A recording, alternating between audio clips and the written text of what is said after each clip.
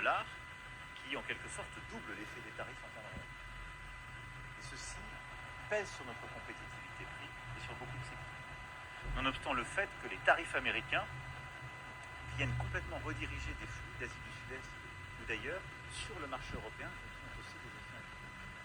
Puis la deuxième chose, c'est l'accélération d'une tendance qu'on voit depuis la sortie du Covid. C'est une économie chinoise qui produit beaucoup, qui a investi beaucoup, qui est dans une logique, bien dire, de dumping assumé, qui ajuste le déséquilibre qu'elle a entre son marché domestique et sa production domestique en déployant des volumes massivement sur beaucoup d'autres économies, en particulier la nôtre, avec des déstabilisations massives et en plus de cela des effets change.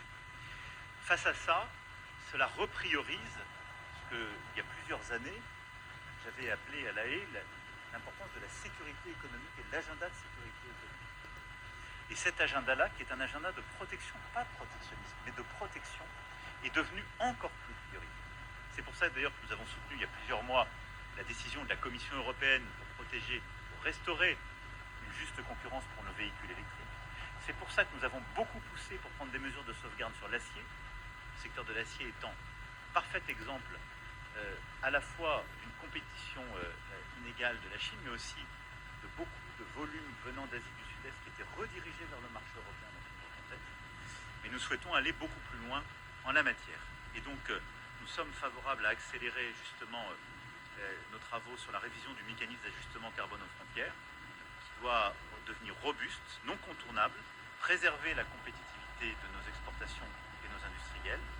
C'est pourquoi, au-delà de l'acier, nous souhaitons regarder dans tous les secteurs la nécessité d'aller de l'avant. Et c'est pourquoi aussi nous avons demandé que les enquêtes puissent être ouvertes pour regarder comment nous défendre de manière coordonnée. Et donc il faut un agenda européen beaucoup plus uni en la matière.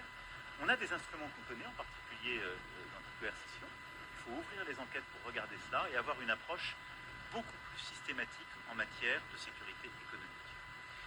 Et à ce titre, on voit bien d'ailleurs, on a des pratiques de coercition qui viennent là aussi des deux côtés.